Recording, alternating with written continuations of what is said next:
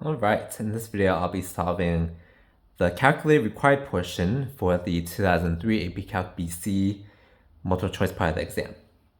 Okay, so let's begin.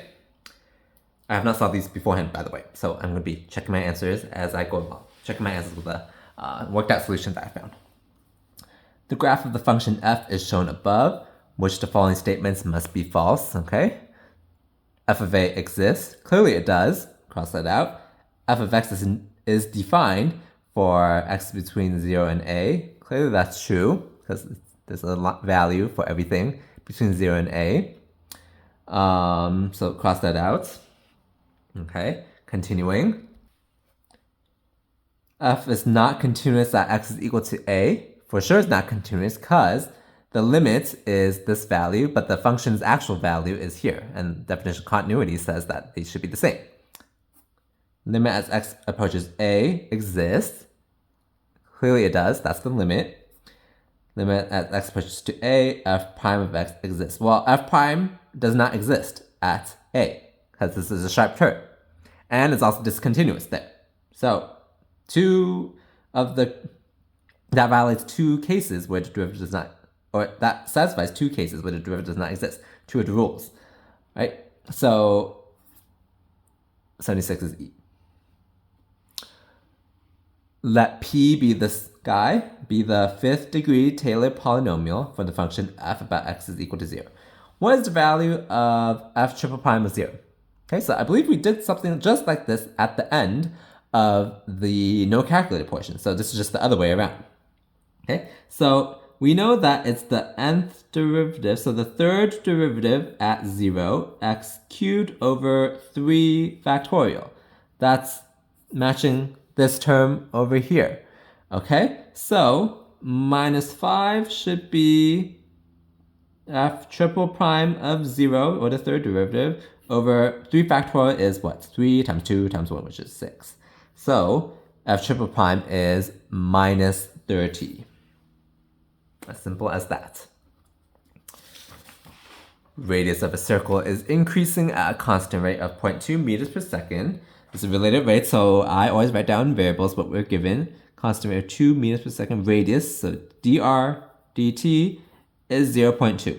What is the rate of increase in the area, dA dt, at the instance when the circumference c is 20 pi? Okay, so circumference is 2 pi r. Okay, so that means r should have been 10. Okay, now we want dA dt, so a is pi r squared. And now we differentiate both sides. dA dt is 2 pi r dr dt.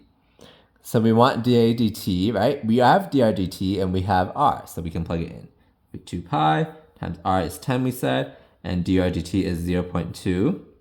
Okay, so that's just 0.4 times 10, that is 4, so it'll be 4 pi. And then the units are meters per second. So 78 should be C, yes.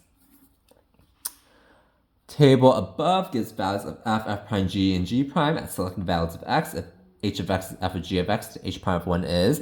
This is just testing if you know the chain rule.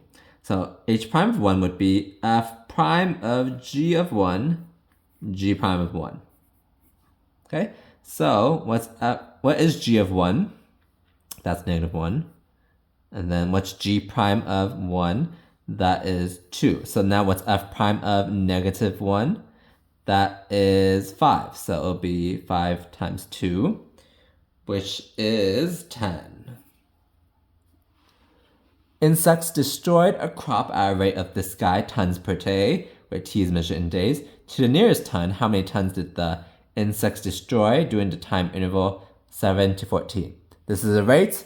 They want a quantity or net change. That's the integral. So integral from 7 to 14, 100 e to the minus 0.1 t over 2 minus e to the minus 3t dt. We got to plug this into our calculator. Okay, and I plugged it into Wolfram Alpha just now. I paused the video to do it, so it's instant for you guys. So it's 124.994, which is 125. The answer is A. Okay, moving along. Graph of the function f is shown in the figure above. The value of limit as x approaches 1, sine of f of x is, well, if it's continuous, sine is continuous everywhere, so we can use the property that it's sine of limit as x approaches 1 of f of x. Okay, so what's limit as x approaches 1 f of x? That is 2, so we want sine of 2, and that again, we need a calculator, so let me plug that into my calculator right now. Sine, be sure your calculator is in radian mode, by the way. Sine of 2, that is 0.909, something like that. Choice A looks like. Is that correct? Yes. At least with this key that I'm comparing against, which is not the official key. The rate of change of the altitude of a hot air balloon is given by this guy, which the following expression gives the change in altitude of the balloon during the time the altitude is decreasing. Okay, so this is the rate of change. They want change in altitude. That is net change, so it's the integrals. That's why it's all integrals. Now the key part here is, first of all, it's not r prime t because r is already a rate. Okay, so when we integrate the rate, we get the quantity or net change. So that's the net change in the altitude. So we can eliminate d and e already. It should not be r prime. All right, so now we probably have to graph this because we want during the time the altitude is decreasing. Okay, so if we have the integral of r, that gives us the altitude as a function, because this is the rate of change of the altitude, r. Okay, so that means when altitude is decreasing, the derivative, r, should be negative. So we want r of t to be less than 0. So we got to graph it to find out when that's the case. So let me graph it on my phone. Okay, so I just did. Actually, give me a few more seconds. Okay, so this is how it looks. And we're interested in between 0 and 8. So clearly, this is 0 all the way to 8. So it's clearly negative from this point to this point. So let's find, not intersections. I want to find the roots. So that's when x is 1.5719. So that looks like choice A already, all the way to 3.514. So that's choice A right there, as I said. Okay.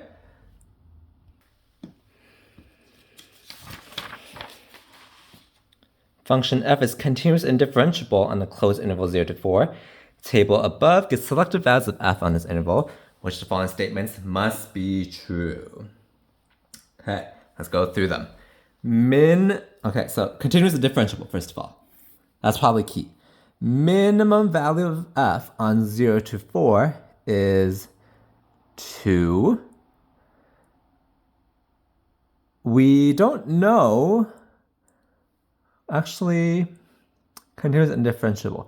Selected values. We don't know what happens between each point. Okay, so it could dip all the way down to 0, and between 0 and 1, for example, it could dip all the way down to 0 and then go back up to 3. We don't know. So that this guy is not a must be true. Okay. Similarly, max value of f on 0 to 4 is 4.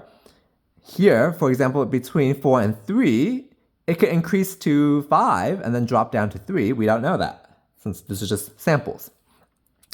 F of x is greater than 0 for x is between 0 and 4. Again, we don't know that. This could dip all the way down to like -10 and then go back up to 3 between 0 and 1. We don't know.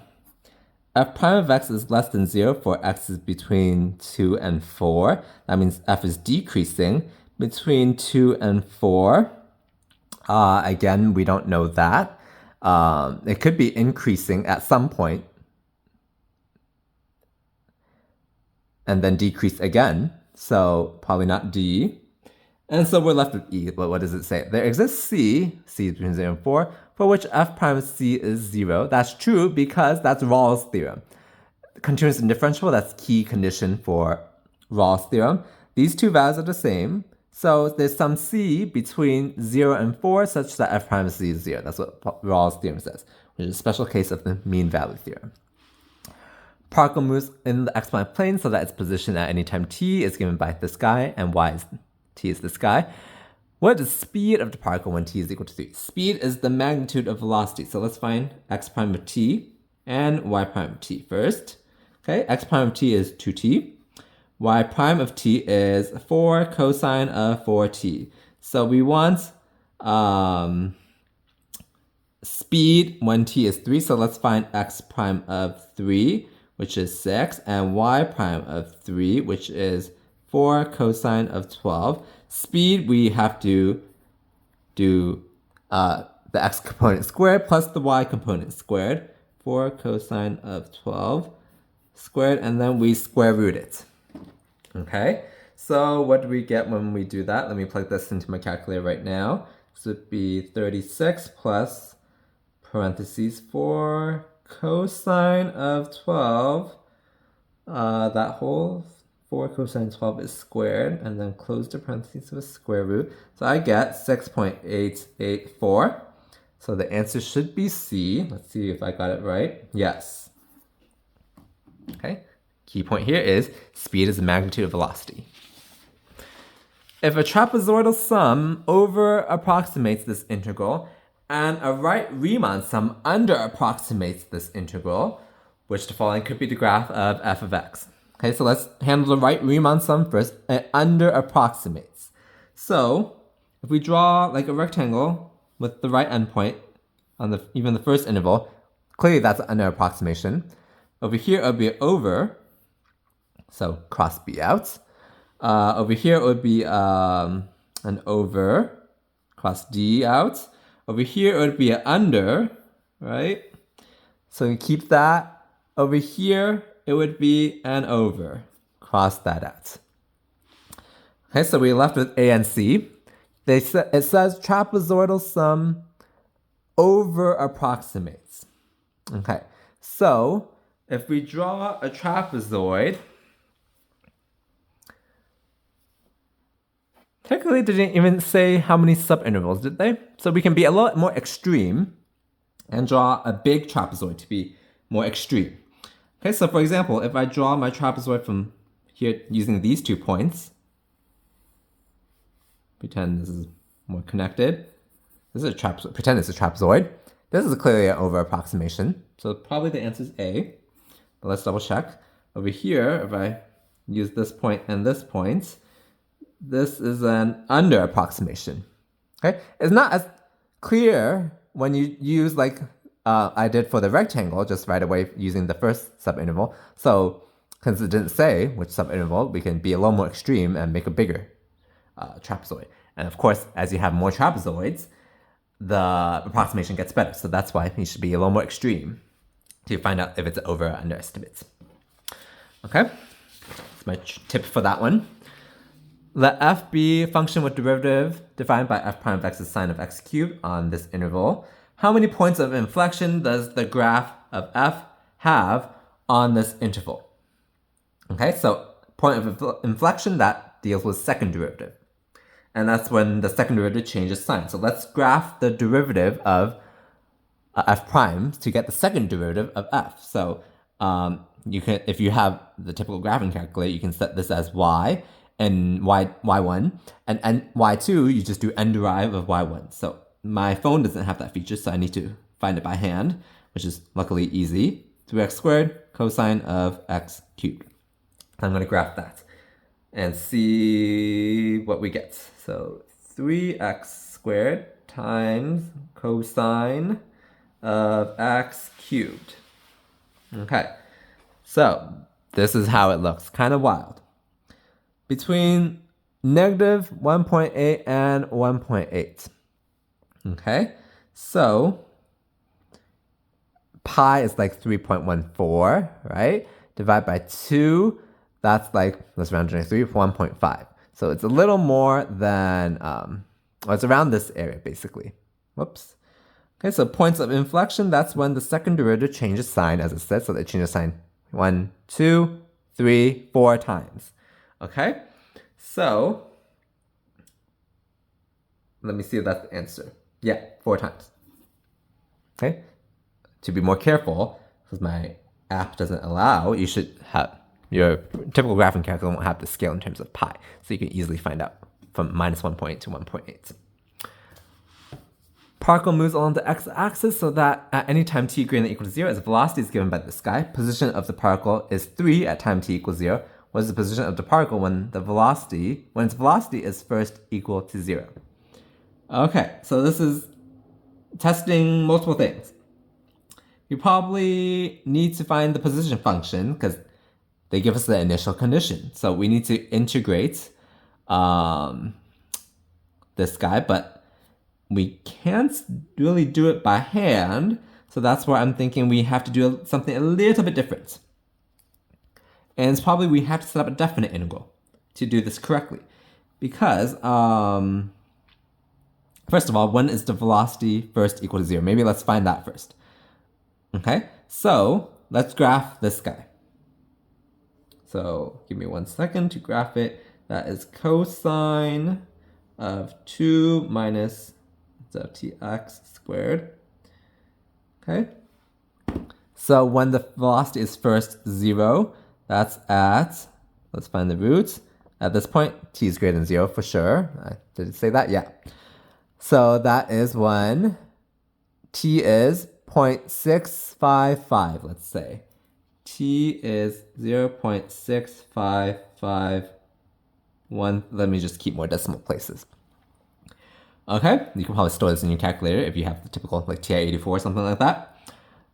Okay, so we probably want to integrate from 0 to 0.655136 cosine of 2 minus t squared dt, or your v of t, because this would be, whatever, let's say your position is x of t, okay? Position. So it'll be x of 0.655136 minus x of 0. Okay, this x of this guy is what the question's asking.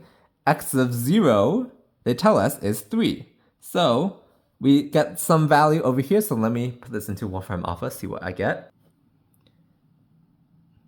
Okay, so if I did it correctly, I get minus 0.1835 is equal to x of 0.655. I'm just going to truncate there. Minus 3. Okay, now we just add 3 on both sides to get this guy, which is what the question was asking. So 3 minus 0.1835, that's like 2.8165. So that looks like C. Okay, is that correct? Let me see. Yes, that's what this person got also. Okay, moving along, we're almost done. On the closed interval 2 to 4, which of the following could be the graph of the function f with the property that 1 over 4 minus 2, integral from 2 to 4, f of t dt is 1. This looks like average value. So average value of f on the interval 2 to 4 is, 1. We want average value of 1. Clearly, it cannot be E, because there's an average value of 2. This one, the average value would be the middle, which is again 2. The average value here would be what? I'm looking at this one right now. Let's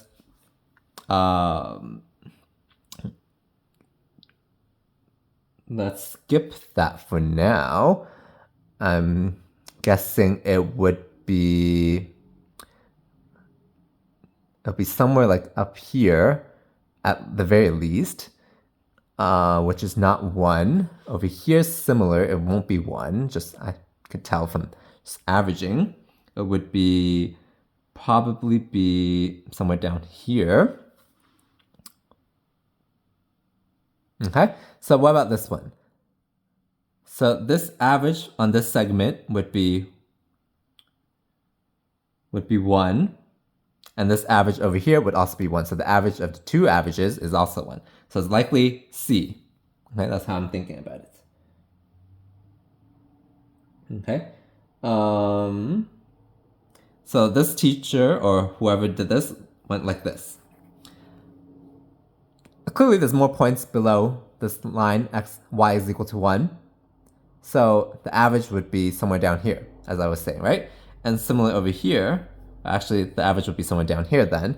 Clearly there's more points down here, so average is there. And then these I explained, because these are more quick to visualize because they're just straight lines. Okay, moving along.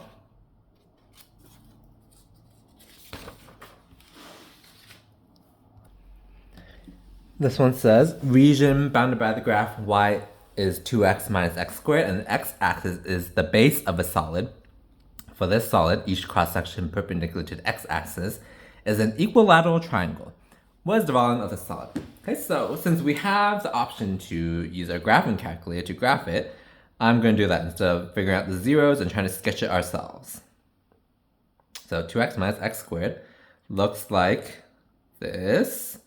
Give me 1 second to pull it up. Okay.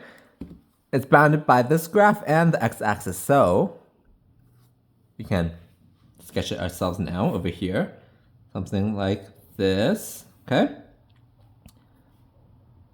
From 0 to 2. So clearly when we integrate, it should be from 0 to 2 because perpendicular to the x-axis, we know is dx in the integral.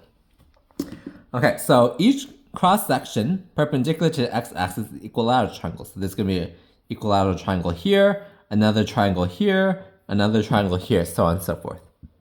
Okay? So the technique to do always these problems is we're going to find the area of one of the cross-sections of this equilateral triangle. Okay? So this one's a little more challenging in that it's not a typical or easy shape like a circle or something. We have to remember how to find the area of an equilateral triangle. Okay, so I'm going to do it slowly. So this video might take longer, but that's okay. So, what's the length of this side? Or technically any side, because it's equilateral. This length is 2x minus x squared. Okay?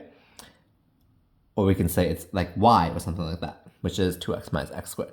Okay, so area of a triangle is half the base times the height. What is the height of this triangle? Well, we can remember that this is a equilateral triangle, so 60 degrees everywhere. So this is a 30, 60, 90 triangle. Okay? So this height would be, so area would be half the base. The height would be, since this is opposite to 30, so it will be 2x minus x squared over 2 times root 3. This would be the height. Okay? This is just based on the 30, 60, 90 triangle. If this side is like y, this is y root 3. Okay, so I believe this would be the correct setup. Okay, so our integral should be from 0 to 2. The area of each cross section, so it's this guy, half 2x minus x squared times 2x minus x squared over 2 times root 3 multiplied by small height or width or whatever you want to call it, dx. Okay, so we got to plug this into a calculator clearly, so let's see if I got it right. Okay, so I plugged it into Wolfram Alpha. I got 0.46188, which looks like D. Is that correct? Yes, D. Okay, so that's how we do these. Always find the area of one of the cross section, so you need to know the area of that shape, and then multiply it by some small height or width dx and integrate from the limits.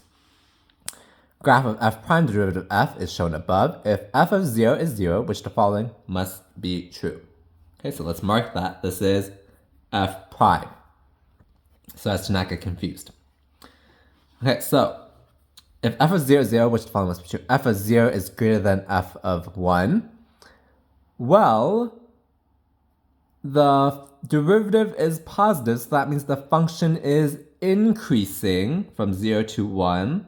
So f of 1 should be greater than f of 0. So we mark that false, and anything with 1 we can eliminate. F of 2 is greater than f of 1. That is true because, again, the derivative is positive between 1 and 2. Right? Sometimes it's 0, but it's always greater than or equal to 0, so f is always increasing then.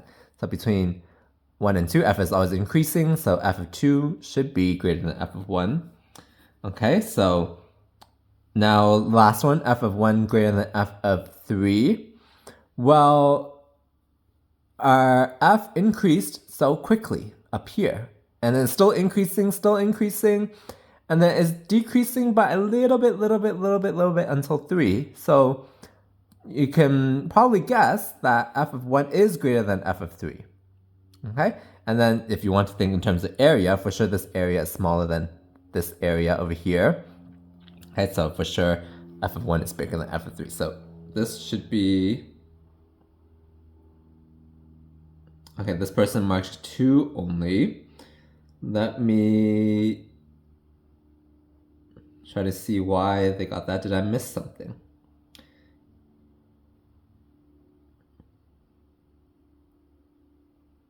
F prime derivative f is shown here. F of 0 is 0, which one must be true. So so f is increasing all the time, and then here is decreasing by just a little bit. And the rate of decrease is very small compared to like the rate of increase over here. So I believe that f of 1 is... Oh, actually, no, sorry. So f of 2 is much bigger than f of 1. So it only decreased a little bit from f of 2. Okay? So decreased a little bit from f of 2, but it's still bigger than f of 1. So my bad. So this person is correct. So it is 2 only. So my bad on that. Okay? So one more time. F is increasing between 1 and 2, because derivative is always positive. So f is increasing. And the f decreases a little bit only. So compared to how much increased from 1, this f of 3 is much bigger still. So this is not true. Okay, 2 more problems. This is getting long. Height in meters of an object at time t is given by this guy. What is the height of the object at the instant when it reaches its maximum upward velocity? Okay, so since we have a calculator, let's utilize it. It's maximum upward velocity. So we want to differentiate h. So v would be 24 plus 24 times 3 over 2 t to the half minus 32t. Okay, so let's plot this guy. So notice I didn't even bother to simplify because I'm going to put it in the calculator. Plus 24 times 3 over 2 times to the 0.5 minus 32x.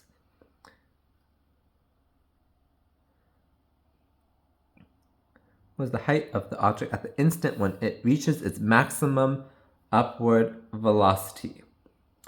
Okay, so it looks like this. So maximum upward velocity is up here, so let's find the max. That is when t is 0.3164. Okay, so we want h of t when t is 0.3164. So just again plug it into your calculator. It'll be 24 times 0.3164. If your calculator can store this number, even better. I don't think my calculator can do that, so I'm just going to manually enter 0.3164 to the 1.5 power minus 16 times 0.3164 squared. So I got B as a result. And that's right. Okay, last problem. Let's go. Let f be the function defined by this. What is the value of c for which the instantaneous rate of change of f is the same as the average rate of change? Okay, this is easy. We just want f of 4 minus f of 1 over 4 minus 1. This is the average rate of change. So what would that be? we got to plug into the calculator again. It'll be 4 plus, where's my ln? ln of 4, that's this guy, minus f of 1, that would just be 1, so minus 1, divided by 4 minus 1, which is 3. So this should be 1.4621, let's say. So we want f prime of x to be equal to this guy. And we want to find what value of x that happens. So f prime is 1 plus 1 over x. So we want to graph these two. Okay, or you can algebraically solve it, but let's just graph them. So 1.4621, 0.4621, and then 1 plus 1 over x. Okay, so this is what I get. And does it have a condition? Over 1 to 4. So find the points of intersection. That's when x is 2.164. So that's C. Okay, and that's it. Okay, this took half an hour, a little longer than I expected for a part, but that's okay. I'm not sure if I'm going to split this up when I post-process this, so we'll see. Please like this video as always if you found it helpful. And please subscribe to the channel also to be on the lookout for the next exam. I did find some more exams, so I'll post those whenever I can. So please look out for those also.